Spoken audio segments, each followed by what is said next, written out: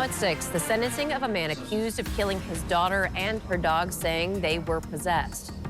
And a SWAT situation plays out at a hotel while police say they were forced to open fire. And it's the weekend, which means Ferrandi is about to ramp up. We have live team coverage where all the fun is unfolding.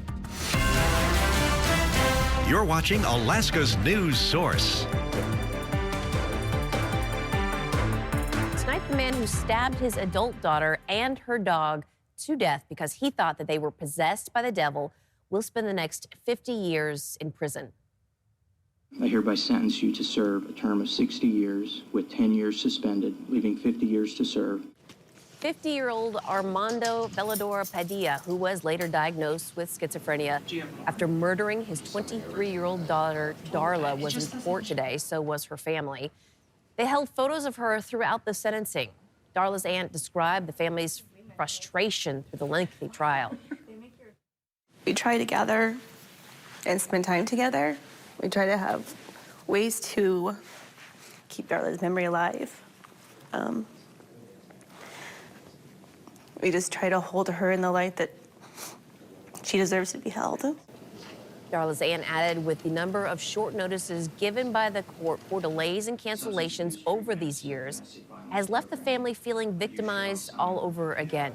She says she hopes more can be done to prioritize the victims and their families rather than court system schedules. And new tonight, Anchorage police say they are being vague about many of the details in a fatal officer-involved shooting on purpose after an hours-long standoff involving a suspect and 5 hostages. Police say the children involved are okay. Georgina Fernandez updates us on what we have learned.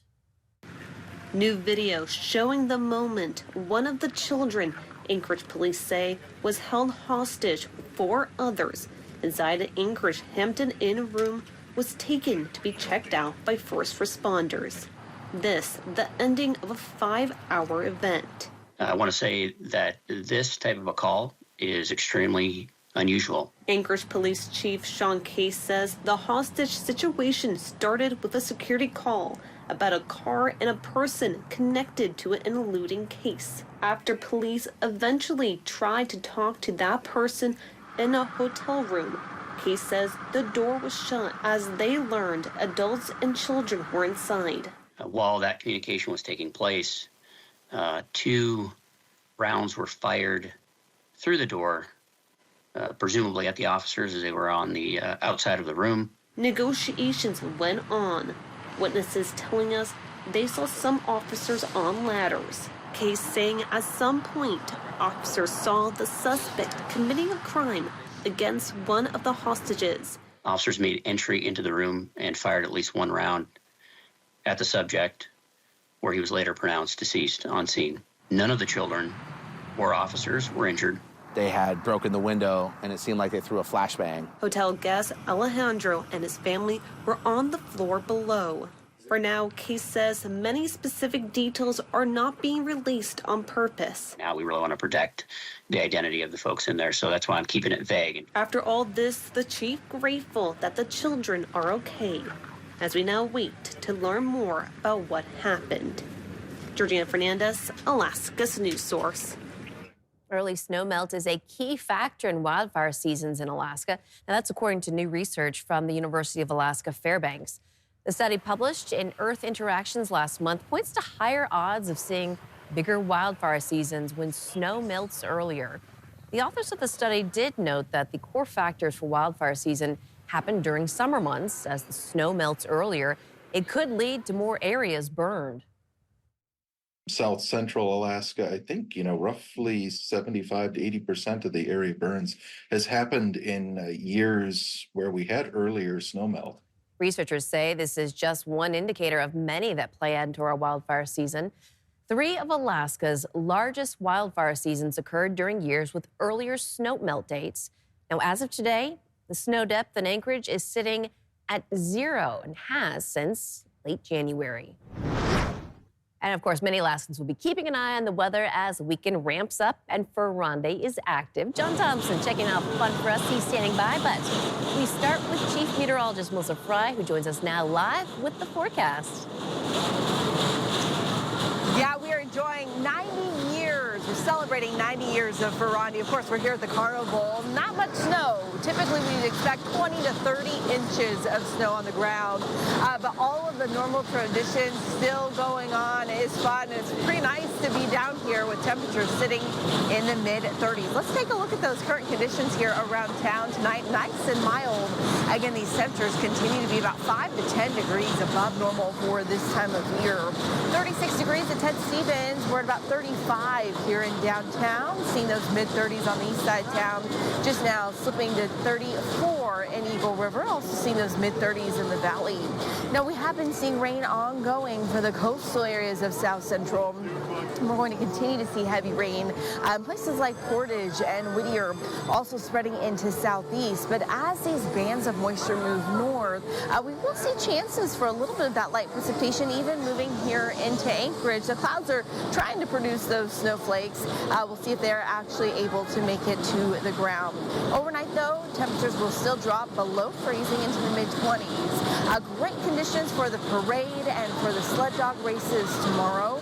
Temperatures will be in the mid-30s. And looking ahead to Sunday, that is when we will see slightly better chances of a little bit of that wintry mix moving on. Still nothing too significant, but again, you do want to be prepared for just a chance for a shower or two. Otherwise, seeing those nice and mild temperatures sitting in the mid-30s. Now, Rebecca, we've had so much fun. We've seen the snow sculptures and we've seen all the fun on 4th Avenue. But I actually want to send it over to John Thompson, who I hear is maybe getting his cowboy boots on. You got a cowboy hat. John, what are you doing up there? Well, Melissa, I don't have the cowboy boots or the cowboy hat, but I'm definitely feeling the vibe here, okay? We're at the Ferrandi Country Jam at the Egan Center. You can kind of hear behind me. We got some really cool country music. I gotta tone it down. I'm getting a little antsy here. I do want to hit the dance floor. As a matter of fact, in just a little bit, you got some folks from the Pink Cadillac Country Bar over on Muldoon. They're going to be dancing. I don't know if you can go out there if you don't know what you're doing. They said anybody, whether you've been doing it for 50 years or you're just starting, you're going to get out there, get on the dance floor, have some fun. The Ken Peltier Band is here, and you still got plenty of time. The doors just opened, and I don't think Ken Peltier and the bands hit the stage behind us until about 6:30 maybe or so. So you still got a little time. If you're driving home, maybe make a beeline downtown to the Egan Center. There's so much going on. We're just about a block away from where the sled championships, the sled dog championship races are taking place. In fact, tomorrow they kick off at 12:15, and then Sunday at 12:15. That's a lot of fun. You saw Melissa Fry down at the Carnival. You got the snow sculptures. A lot going on. But right now, I'm going to send it back to you, Rebecca, in studio. I hope you find a cowboy hat. That would be fun. Well, day one of the Ferrandi World Sled Dog Championship is in the books, and a grandson of the race's most successful musher is carrying on the family's legacy. Sports director Jordan Rodenberger brings us the story. The Ferrandi Open World Sled Dog Championships is one of the most historic sprint races in the world. First held in 1946 as we approach 80 years of celebration. And one of the sport's most iconic figures, George Atla, the Hooslia Hustler and 10-time champion of this race, is currently being honored this year with his grandson, Joe Byfelt, competing in his first Ferrandi, representing Atla and Hooslia. I started helping my late grandpa George Atla with his dogs in 2014, 2015, and here we are. So finally made it 10 years later. It means everything. Like when I'm out there on the track, like I just feel the support of everybody. Like when I'm kicking, I feel their support. Like I'm doing it for all of us, you know. 3, 2, 1, go! Yeah, I feel like people are get some pride from it, you know, seeing one of their own in the race. So yeah, I'm really happy to be here.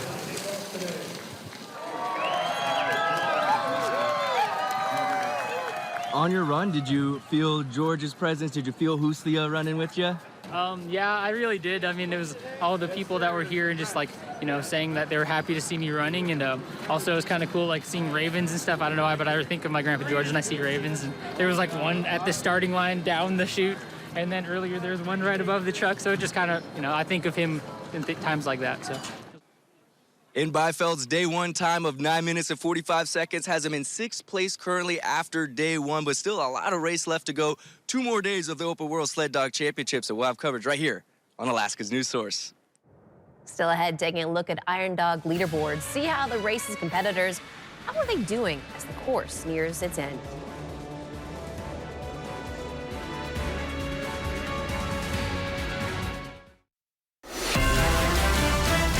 You're watching Alaska's news source. The race to Big Lake is on. We are in the final full day of the trails as Iron Dog 2025 nears that finish line. They are on the final stretch of trail, as most teams are mostly out of McGrath and are on their way to Whiskey Bravo checkpoint, where they'll be held overnight and released in the morning based on course time. And a quick look at the standings as of about 6 o'clock tonight. Team 20 still maintaining that lead, with 17 teams still on the trail and 13 having scratched. They'll hit the throttle tomorrow morning before the Big Lake finish Saturday afternoon. Thanks for listening. Click subscribe so you can get the latest podcast from Alaska's news source automatically. And stay up to date with breaking news and in-depth reporting available for free 24/7 with the Alaska's news source app.